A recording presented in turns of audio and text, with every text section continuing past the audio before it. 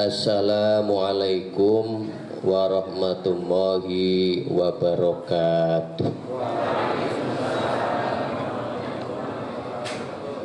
Sholawat ugi salam yang kita limpah curahkan semenjak kita mengenal agama Islam, diislamkan oleh kedua orang tua, sampai kita dewasa, sampai kita berada di tempat ini. Semoga sholawat dan salam kita diterima oleh junjungan kita Nabi besar Muhammad Sallallahu Alaihi Wasallam, dan kita semoga saja disihkan untuk melanjutkan warisan dan amanah beliau. Bismillahirrahmanirrahim. Saya awali bahwa di malam hari ini di depan pusar bumi, kita semua mari bersama untuk sadar dan menyadari bahwa kita ini adalah manusia. Ya, punten nggih, manusia. Kita bukan malaikat. Kita bukan iblis, kita bukan jin, kita juga bukan hewan. Tapi kita diberikan keunikan. Bisa juga kita seperti malaikat, bisa juga kita seperti iblis, seperti jin, dan bahkan kita bisa seperti hewan. Kita perlu menetapkan diri bahwa kita adalah manusia dan terus manusia. Artinya di sini manusia adalah makhluk yang sekarang itu sedang diunjukkan oleh Allah Subhanahu wa taala untuk menjadi khalifah di bumi ini. Nah, para sedulur kang kula mulyakaken, manusia adalah makhluk yang terkhusus dan dikhususkan oleh Allah Subhanahu wa taala. Sampai malaikat dan iblis pun tidak diberitahu seutuhnya tentang manusia. Nah, jadi di sini mari kita sadar pada level pertama ini bahwa kita itu manusia, dan kalau manusia harus menjadi manusia. Walaupun perjalanan kita itu kadang masih seperti atau bisa meniru perilaku iblis, jin, hewan dan sebagainya itu, tapi mari pada malam yang berbahagia ini kita sadar bahwa kita itu harus murni menjadi manusia. Dan nanti kalau kita sudah paham tentang insan kamil, nanti kita juga akan tahu memanusiakan manusia. Nah, di awal perjumpaan ini mangga sederek. Manusia itu dua kehidupan. Itu perlu diingat, ada dua kehidupan. Kehidupan yang pertama adalah kehidupan dohir. Kehidupan yang kedua adalah kehidupan batin. Nah, kalau dohir kita sudah jelas, Allah sudah menyatakan, memberitahu kepada malaikat basyarum min-tin. Jadi kita itu diciptakan manusia ini dari tanah. Nah, diproseslah kita dari tanah itu, jadilah kita. Kita yang di mana? Kita yang di dalam kandungan seorang ibu. Nah, 1 bulan, 2 bulan, 3 bulan, 4 bulan. Nah, kemudian kehidupan batin diberikan oleh Allah. Wa idza sawaituhu wa nafakhtu fihi mir ruhi.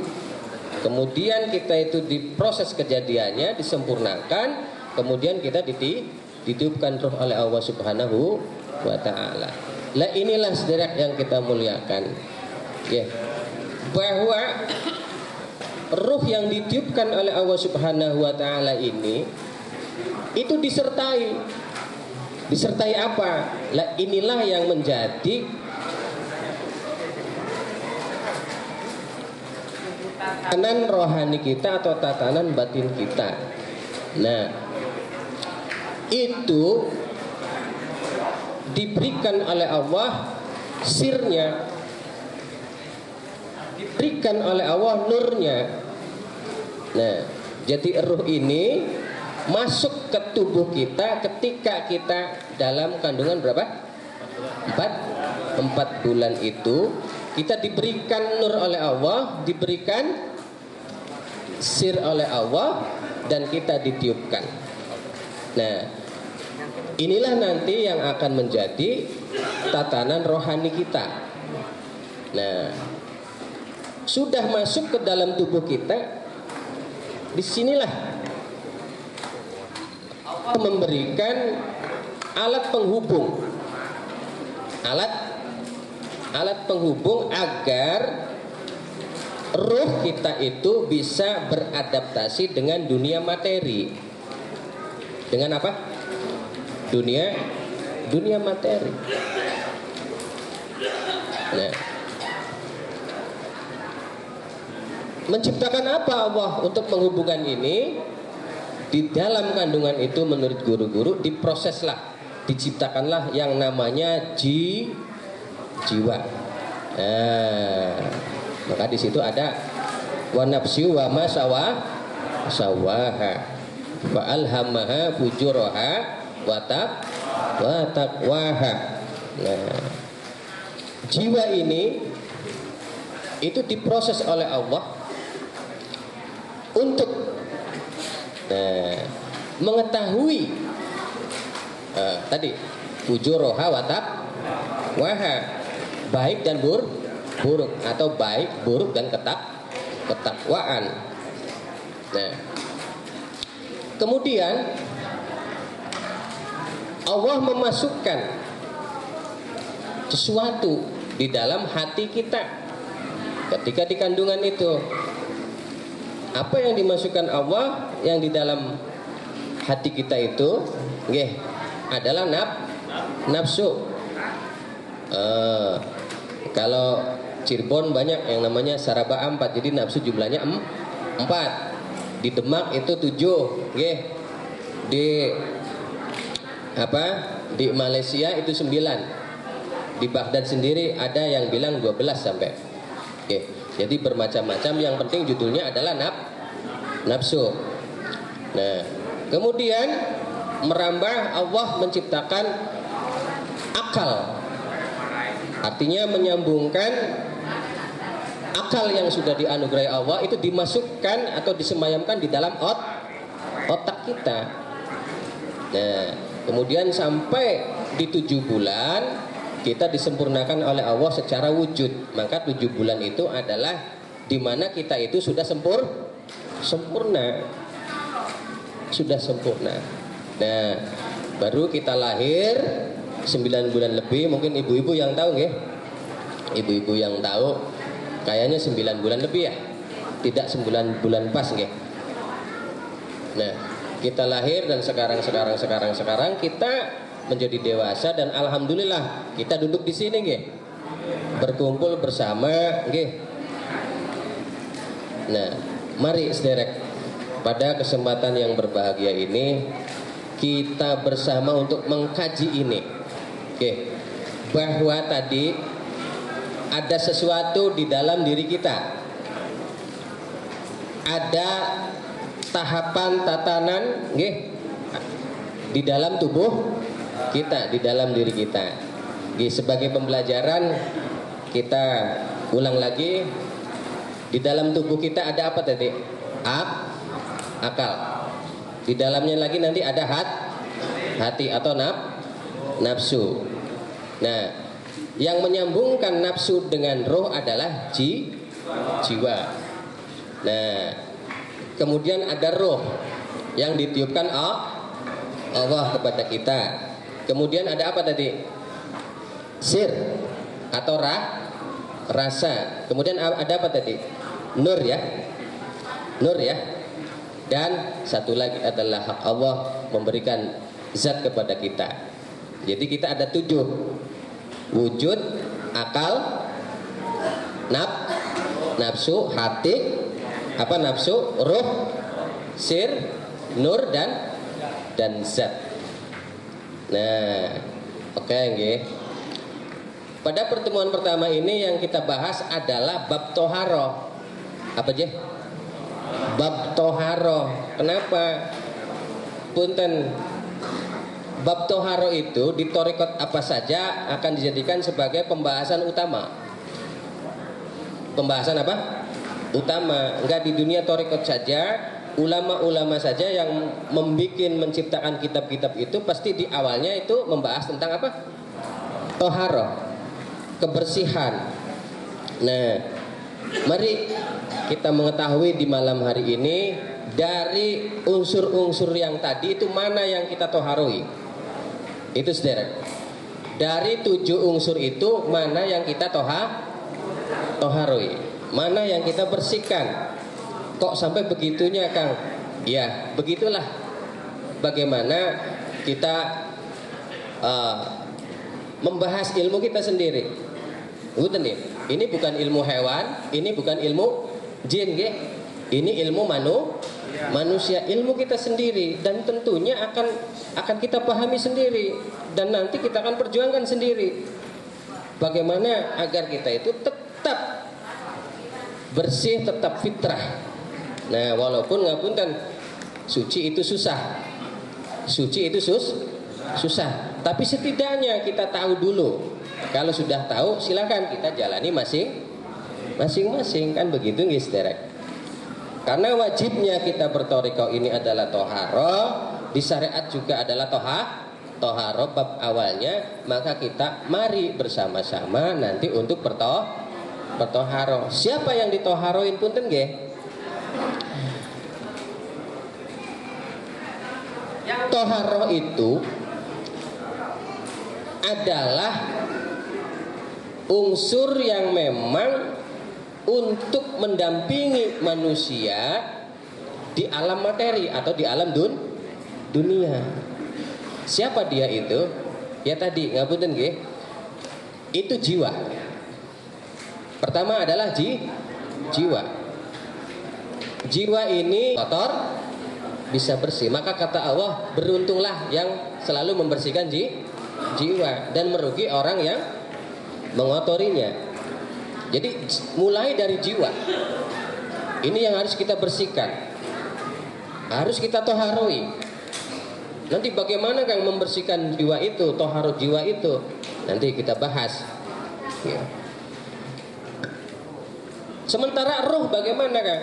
Ruh itu tidak melakukan toharo, karena ruh itu sifatnya suci. Jadi tidak bertoharo. Ruh itu hanya mengingat Allah, karena dulunya itu bersama Allah, sekarang dimasukkan ke kita. Jadi tugas ruh adalah mengingat Allah. Nah, jadi yang toharo itu adalah jiwa. Ini yang pertama. Kang, bagaimana itu nanti katanya ada orang yang kena gangguan apa?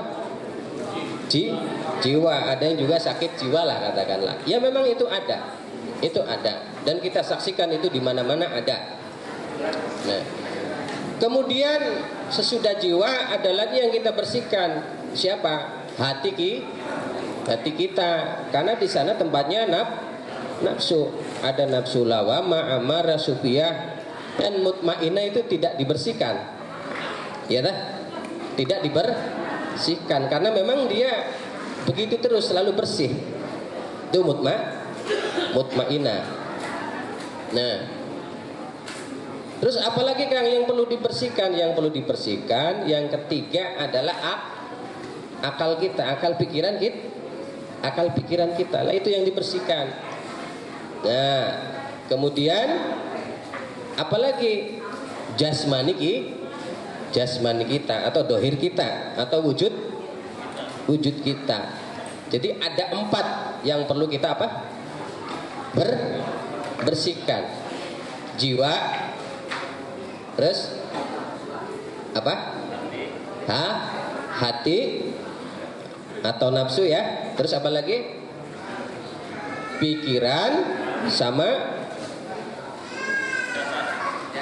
tubuh kita, matohir kita. Diulang bahwa yang dibersihkan itu ada 4 komponen: jiwa, hati, akal, sama jasmani. Punten. Dalam dunia thariqat dan thariqat mana saja, ya punten nggih, untuk membersihkan jasmani itu dengan wudu. Dengan apa? Wudu. Yang saya pahami di dunia thariqat itu minimal, guru-guru memberikan anjuran itu minimal 7 kali dalam sehari. Dawamul wudunya begitu. Itu minimal, minimal. Saya juga pernah bertemu dengan guru Qadiriyah, Naqsabandiyah. Itu 21 hari. Saya bertemu lagi dengan guru Qadiriyah juga. Itu beliau menginstruksikan kepada santrinya itu dengan 33 kali. Saya bertemu lagi di Banten sama guru Qadiriyah, dan beliau bilang itu dianjurkan itu 17 kali. Dari satu thariqat saja guru-guru ini menganjurkan berbeda-beda jumlahnya, Yang penting menekankan kepada santri-santrinya itu untuk melakukan apa? Dawamul wudu atau toharo secara jasmani. Nah niku sederek kanggo mulyakaken. Sementara di Satoria sendiri dari guru-guru juga banyak, sama berbeda-beda jumlahnya juga, sama seperti tadi Qadiriyah Naqsabandiyah sama. Nah adapun saya sendiri menerima dari guru saya, itu 11 kali. Nah jadi di sini thariqat apa saja, itu pasti santri-santrinya atau salik-saliknya disuruh mendawamkan wudu. Sampun jelas sederek. Kenapa wudu ini diperintahkan untuk selalu didawamkan oleh kita? Ngapunten sederek. Itu adalah tatanan dasar. Di mana seluruh indera kita dibasuh, perangkat kita dibasuh oleh air. Dan dicampur dengan niat. Diaduklah menjadi suatu kesadaran agar kita ini bisa menjaga apa? Jasmani berserta indranya, agar tetap selalu siap ketika menghadapi berbagai macam pengaruh. Apalagi kita masih junior ya, mungkin dengan pengaruh-pengaruh yang ada kadang-kala kita masih sering kalah. Nah jadi itu mangga para sederek kita singkat saja. Semua sudah paham, semua sudah jelas bahwa wudu itu penting. Wudu itu perlu dan sangat diutamakan. Jadi mangga dari seluruh muktabaroh thariqah kita bersama-sama mengingat kembali apa yang diperintahkan oleh guru-guru kita, bahwa kita harus terus mendawamkan wudu. Berapa saja jumlahnya, tapi yang saya pahami itu minimalnya 7. 5 diambil 5 waktu, yang 2 untuk sunnah. Lah mau seterusnya silahkan, tidak ada batas. Tapi ngapunten 7 ini mah sudah sering ya. Sudah sering kita lakukan tiap hari, alhamdulillah. Lama enggak ditambah. Kalau sudah bisa ditambah. Karena ngapunten pernah ditanya, pernah ditanya itu guru thariqah mursyid, Junaidi Al-Baghdadi itu pernah berwudu 102 kali dalam sehari. Jadi di sini karena itu guru-guru kita semua banyakkan thariqat juga merujuk kepada beliau, termasuk di Cirebon yang ada ini, termasuk Jatman yang ada ini. Nah, tanpa batas kita berapa saja untuk mendawamkan wudu. Jadi poin kali ini, perjumpaan kita kali ini, toharonya toharo apa? Jasmani dengan wudu. Kang bagaimana kalau mandi? Ya mandi. Mandi juga samalah, bebersih juga ya. Nah, toharo juga. Nah, kenapa saya bilang begini? Ini sudah ada anjurannya dari siapa? Dari Kanjeng Syekh Abdul Qadir Al-Jailani. Beliau mengatakan apa? Ngapunten nggih, saya bacakan pernyataan beliau. Fattoharatu ala nau'aini. Bahwa yang namanya toharo itu ada dua. Toharatul dohir wa toharatul batin. Nah, toharonya dohir dan toharonya apa? Batin. Nah, toharatul dohir itu apa? Tasulu bima isari'ah. Itu melalui dengan cara air secara syariat. Nah, jadi toharonya dohir itu menurut beliau adalah dengan bima syariat, dengan air secara syariat. Air secara syariat apa? Wudu. Berbeda dengan wadu. Kalau wadu air yang buat wudu. Nah, ngoten nggih. Nah, jadi niki sederek sudah paham itu perintah dari guru-guru kita. Dari guru-guru kita bima'is syariah. Nah, kemudian yang batin itu melalui apa? Tasulu bima'it taubati wa talqini wa tasfiyati wa suluki thariqah. Saudara, ada 4 ya. Taubat, talqin, terus tasfiyah, penjernihan ya, penjernihan hati, kemudian bersuluk. Lagi itu kata beliau. Ini cara bagaimana mensucikan batin. Nah, punten sederek. Allah menciptakan sesuatu di dalam manusia ini, sesuatu yang sangat rahasia sekali. Itu diberikan kepada manusia. Apa itu? Punten nggih. Itu menurut ahli sufi dinamakan sebagai ma'ul hayat atau air kehidupan. Nah, memang tubuh kita juga penuh air, malah kebanyakan itu air. Nah, niku saudara. Jadi apa yang saya ungkapkan ini harus kita pahami betul-betul bahwa di dalam diri kita itu ada ma'ul hayat, air kehidupan. Orang Jawa bilang ada tirta nirmala, gitu. Nah, air kehidupan atau air apalah, yang semuanya walaupun berbeda nama, tapi tetap itu satu, air kehidupan. Kalau zaman dulu, zaman Sunda Kawitan, ini dinamakan sebagai Sarbanaburan. Diulang, Sarbanaburan. Nggak tahu itu bahasa Sunda atau bahasa apa. Yang penting Sunda Kawitan bilang ada air di dalam tubuh manusia itu namanya apa? Sarbanaburan, yang artinya air setegukan.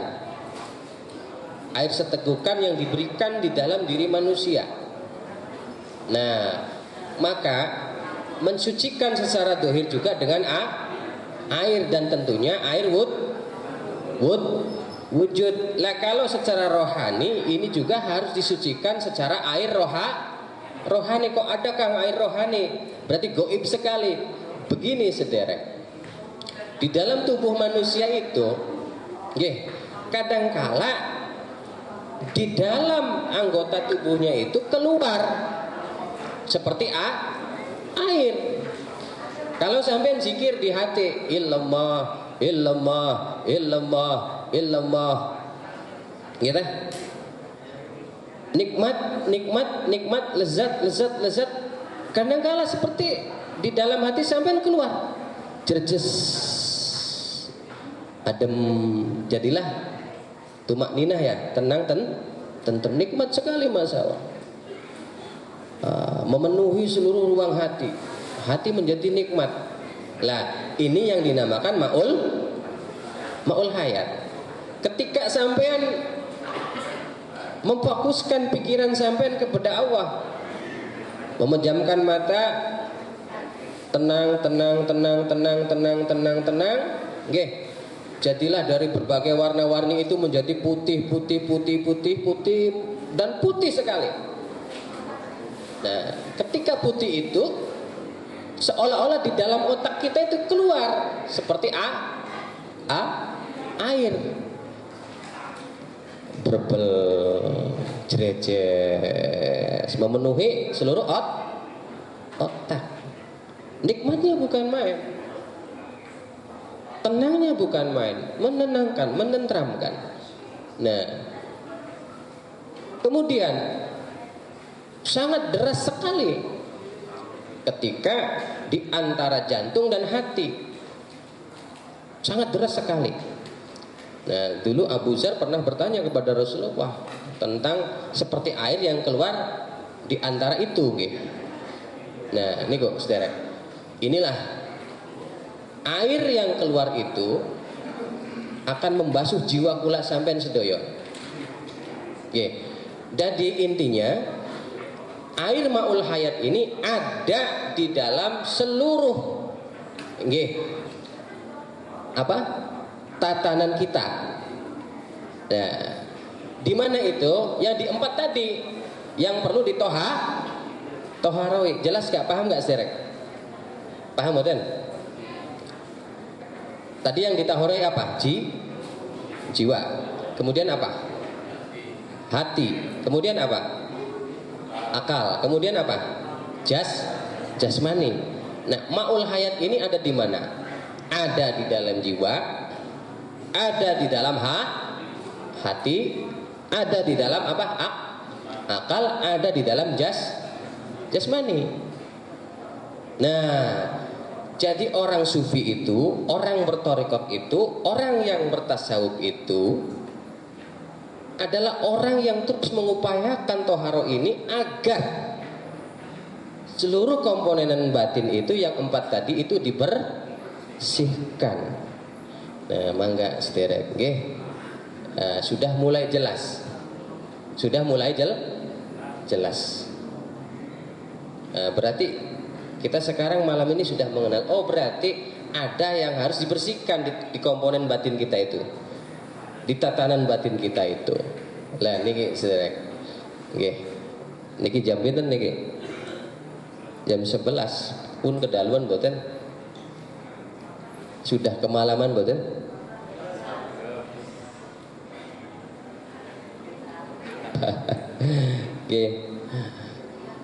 Masya Allah. Dalam dunia thariqah, pasti guru mursyid akan menginstruksikan kepada para santrinya untuk bertoharo. Itu di tahap awal. Di tahap apa? Awal. Sampai si santri ini tubuhnya lancar mengalir maul hayat. Nah, mengakibatkan nanti kalau sudah dibersihkan dengan itu, tubuhnya menjadi tenang, tentrem, dan lebih kuat lagi tidak mau untuk dibawa melakukan dosa, baik dosa besar ataupun dosa yang kecil. Tubuhnya sudah tidak mau. Lah inilah sederek. Penting mboten? Penting tidak? Penting. Kenapa? Logika kita sekarang ini banyak manusia yang tidak kuat oleh pengaruh luar. Nah, kita juga harus punya pertahanan. Dari itu mangga sederek nanti kita bersama-sama untuk membersihkan seluruh kulu jasad kita. Diulang, kulu jasad kita dari rambut, kulit, otot, darah, sungsum, paru-paru, jantung, empedu dan sebagainya itu harus kita bersihkan. Nah, bagaimana Kang cara membersihkan? Ini tahap dasar dulu ngisirek ya. Dalam dunia thariqah itu ketika kita berproses boleh baca istighfar astagfirullahal adzim atau boleh baca ya ghafar. Sampean sukanya yang mana? Mau apa? Istighfar atau mau yang ya ghafar? Karena ini membersihkan jasmani kita. Jadi ngapunten nggih, ketika berproses pikiran kita dan rasa kita pusatkan ke seluruh tubuh dan menyadari bahwa kita itu punya tubuh. Sadar kita punya tubuh dan sadar bahwa tubuh ini banyak kotorannya. Artinya sering melanggar aturan-aturan baik itu norma ataupun perintah-perintah Allah dan Rasulnya. Jadi pikiran kita, rasa kita pusatkan ke seluruh tubuh dan sadar bahwa ini adalah tubuh saya yang memang harus dibersihkan, harus disucikan, meminta ampun kepada Allah. Lah kalau sampean astagfirullahal adzim, mangga astagfirullahal adzim. Kalau pakai ya apa? Ya ghafar, mangga pakai ya ghafar. Bagaimana Kang caranya? Sama guru-guru thariqat juga begitu. Karena ini membersihkan seluruh tubuh, jadi kalau baca istighfar itu dari ubun astagfirullah itu terus apa? Turun astagfirullahal adzim, itu semua meretas ke seluruh tubuh. Sampai baca apa ya ghafar. Nah, itu boleh dari atas seperti istighfar. Juga ada dari guru-guru yang bilang dari bawah ke atas. Sebenarnya sama saja, menyentuh seluruh bagian-bagian tubuh. Kalau sampean menyadari ada tangan, tentunya tangan ini telah kita dulu itu kita pergunakan untuk sering berbuat apa? Berbuat dosa, kesalahan. Maka ingat kita akan kesalahan itu. Kaki kita dan seluruhnya itu kita ingat, semua punya kesalahan.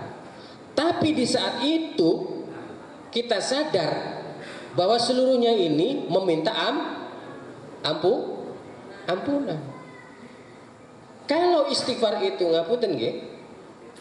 Contoh sampean satu kali begitu dirasakan. Kedua kali astagfirullahaladzim, ada perubahan. Jangan takut, teruskan. Astagfirullahaladzim, teruskan. Kalau misalnya di tubuh ini kayak merinding begitu nggih. Ngapunten nggih. Sering merinding sampean ya?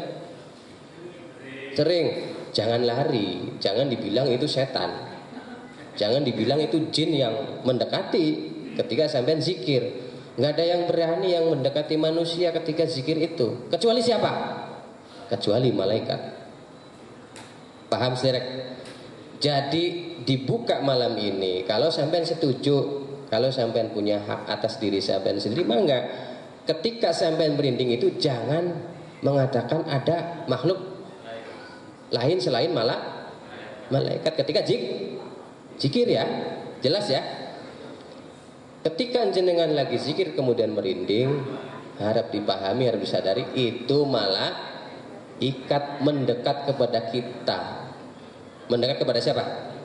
Kita yang sedang berzikir. Jadi tolong kalau lagi zikir terus merinding jangan lari atau ditutup zikirnya.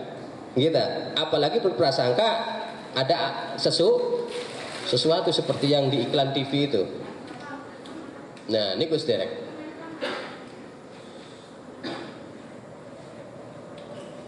Merinding, yakinkan bahwa itu malaikat yang sedang apa? Yang sedang menyemangati kita, memotivasi kita, mendoakan kita agar zikir kita itu lebih bagus dan terus lebih berkualitas sehingga diterima oleh Allah Subhanahu wa taala. Jadi apapun nanti ketika sampean baca istighfar di tubuh, kemudian sampean mendapatkan gejala-gejala lainnya di tubuh seperti merinding dan sebagainya, tolong jangan dibikin ini hijab. Ini adalah sesuatu yang harus disyukuri. Karena apa? Energi yang buruk akan keluar dari tubuh ketika tubuh sedang dibersihkan. Ada seperti kepala sedikit kenceng, nggak apa-apa, saudara. Ada kepala sedikit rasa apa seperti sakit-sakit sedikit, bukan sakit parah, bukan, tapi hilang lagi. Ada rasa seperti dada ini tertekan, ada rasa di dalam kaki ini seperti sedikit panas dan sebagainya. Jadi tolong ketika itu harap sadar bahwa ini perlu disyukuri. Inilah suatu proses yang sedang terjadi, bahwa energi buruk sedang keluar. Alhamdulillah. Sekarang kita paham ilmunya. Nah, nanti kalau sudah saatnya taubat kita itu diterima oleh Allah, nanti punten ya, di tubuh kita itu akan disucikan. Itu ciri-cirinya.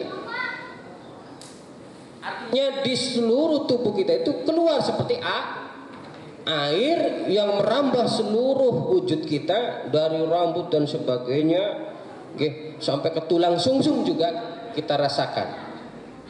Nah, inilah ma'ul hayat yang menyeluruh kepada tubuh kita itu untuk membersihkan segala kotoran dohir.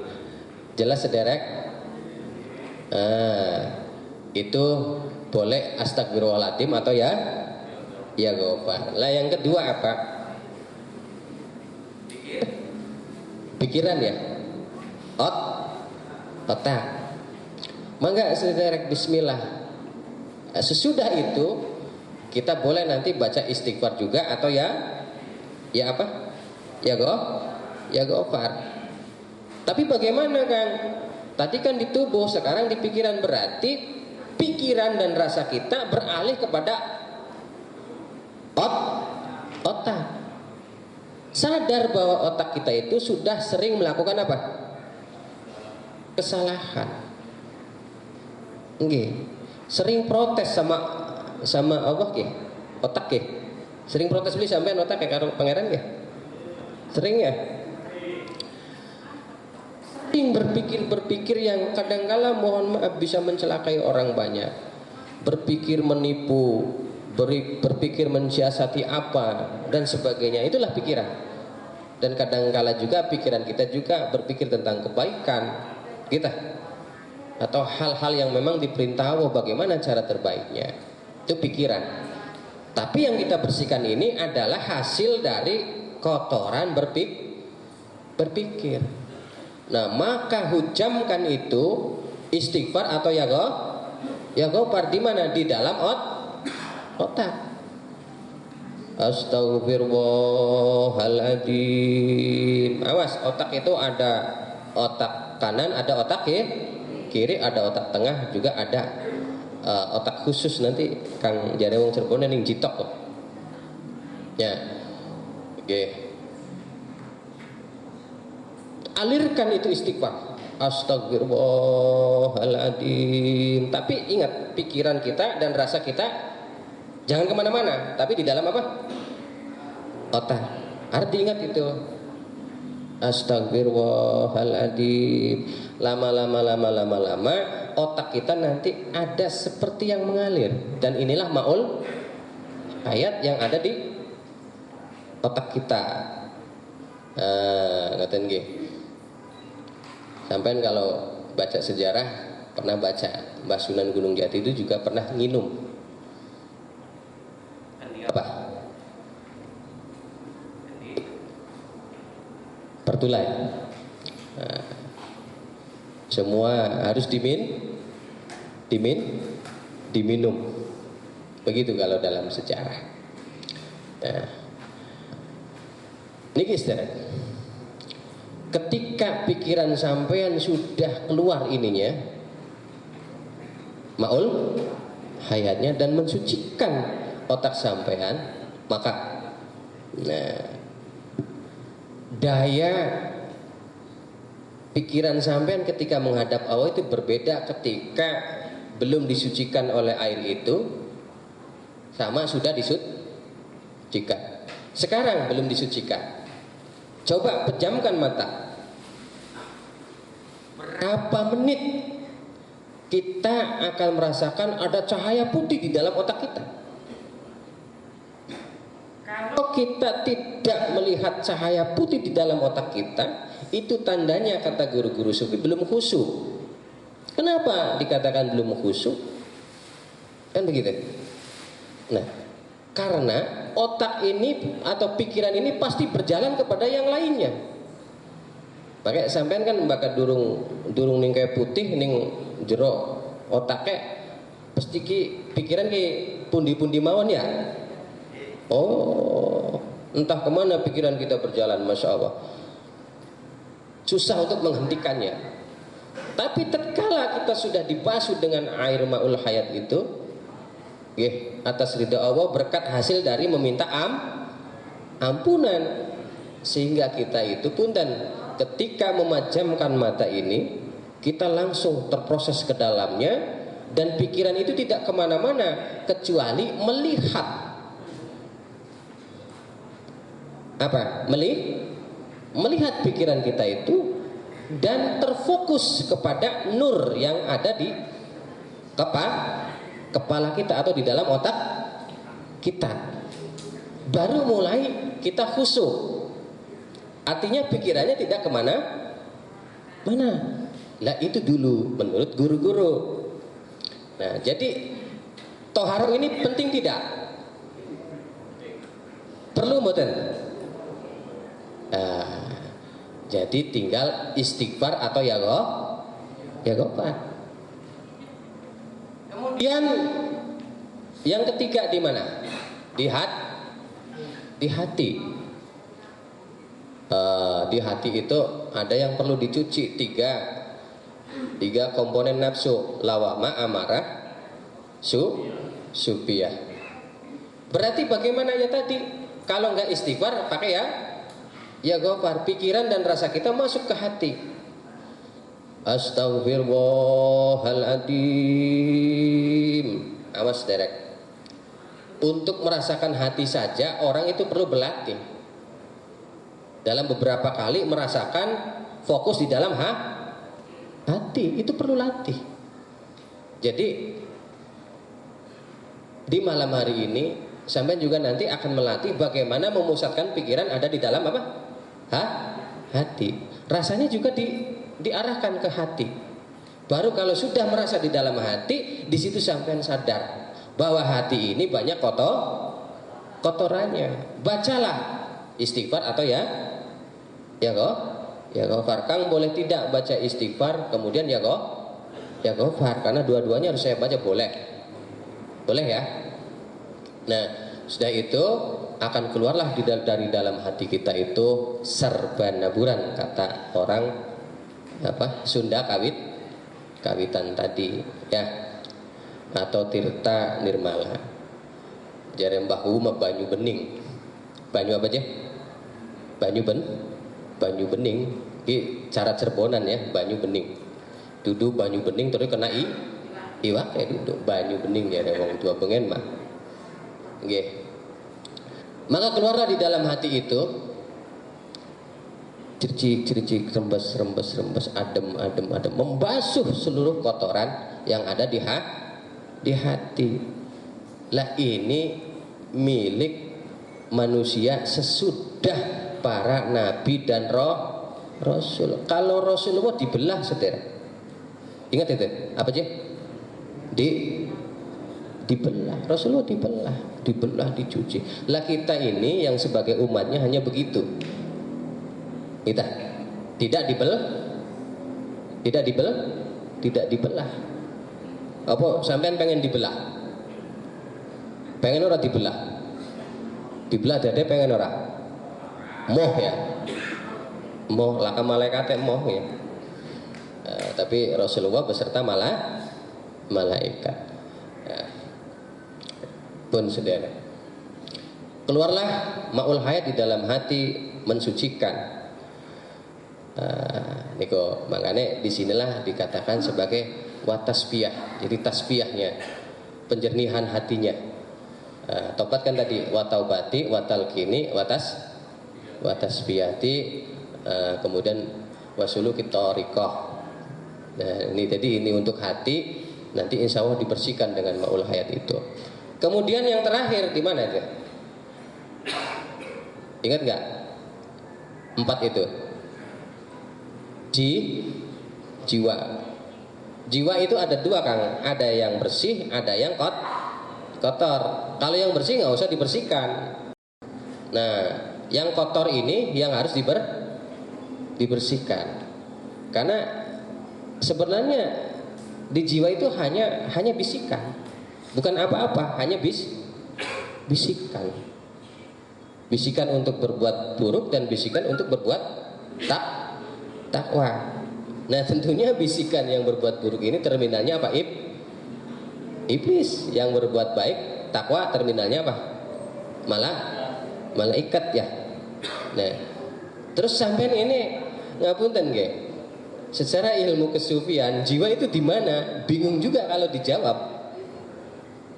Harap diingat itu, bingung juga kalau dijawab. Nah, maka dari para pendahulu kita itu meneliti. Punten meneliti. Ini namanya juga penelitian. Ya, belum tentu benarnya. Wallahu a'lam. Jadi rahasia dari Allah itu yang diberikan oleh manusia itu memang disemayamkan di dalam unsur-unsur kita, termasuk di jantung ya. Tadi termasuk di hati. Ada apa? Nafsu. Jadi nafsu itu disemayamkan di mana? Di hati. Kenapa nggak di ginjal? Gitu. Oh, gitu. Kenapa nggak di empedu? Tapi kok di hati.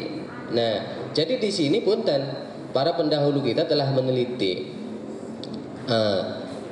Karena jiwa itu adalah perantara antara ruh dan nafsu. Lihatnya di situ. Kalau ruh di mana? Kemarin sudah kita bahas ya. Kata guru-guru kita, ruh itu disemayamkan di dalam jantung. Nafsunya disemayamkan di dalam hati. Karena itu diantaranya kalau sampean buka di apa anatomi ya, ilmu apa tubuh itu diantara hati dan apa jantung itu ada seperti hijau tuh, warnanya apa hijau itu yang nyambung antara apa jantung dengan hati. Lah konon kata para pendahulu kita, para peneliti-peneliti guru-guru kita itu di antara itu, maksudnya di antara jantung dan hati. Jadi jiwa di situ.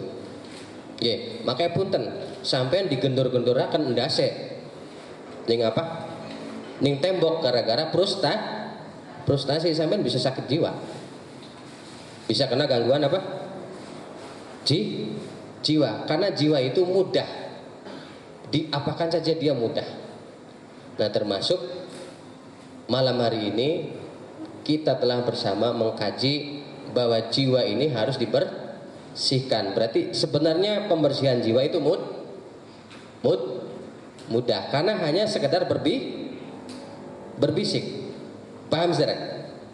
Nanti yang menerima bisikan itu siapa? Hati diproses, didukung oleh akal. Kalau akal sudah mendukung, yang bertindak siapa? Jasmani. Nah, jadi pembersihan jiwa itu sebenarnya sebentar, sedikit, kata guru-guru. Cuman perlu untuk ditoharoi. Ya, saudara paham ya? Jadi bagaimana kan kita itu? Kalau kita yakin dengan penelitian guru-guru, berarti kita tuh pikiran dan rasanya terpusat di antara apa? Hati dan jantung. Udah di situ aja. Kalau kita kurang percaya dengan penelitian itu boleh. Yang penting merasakan bahwa kita itu punya apa? Jiwa. Derek hanya merasakan dan memusatkan pikiran kita itu bahwa kita punya jiwa. Kalau sudah terpusat, kalau sudah terasakan, berarti silakan kita baca apa tadi?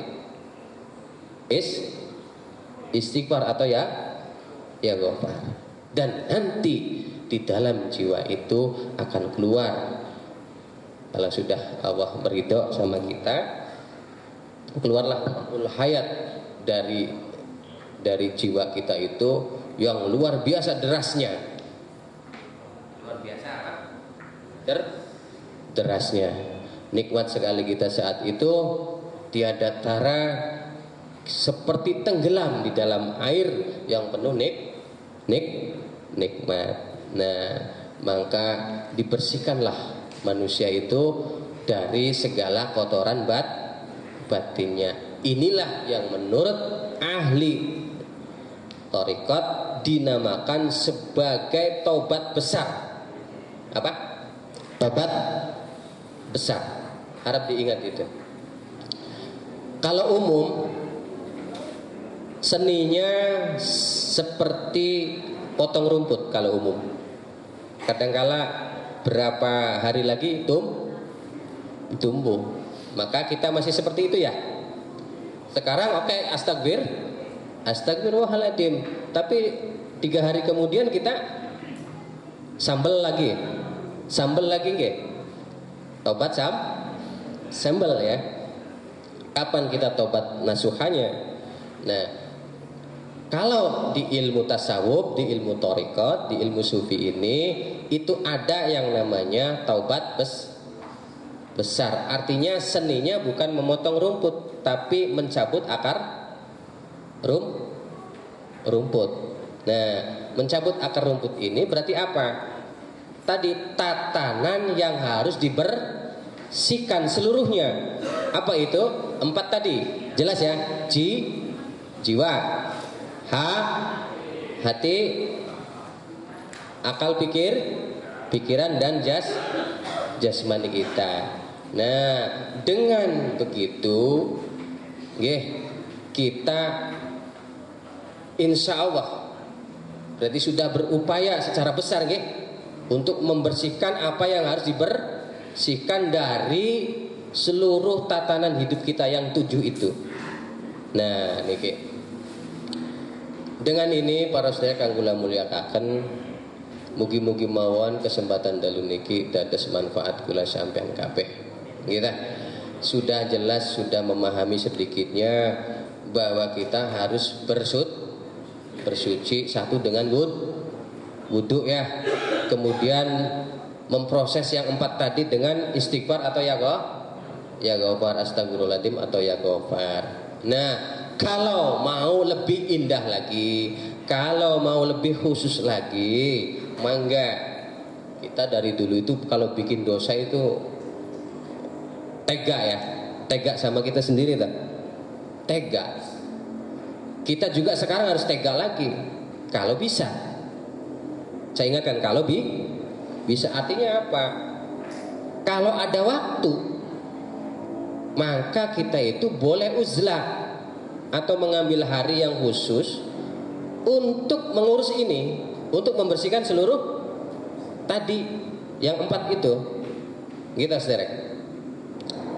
Artinya dulu para guru itu menginstruksikan kepada saliknya untuk mengambil waktu beberapa hari dan memproses toharo ini. Paham betul, saudara?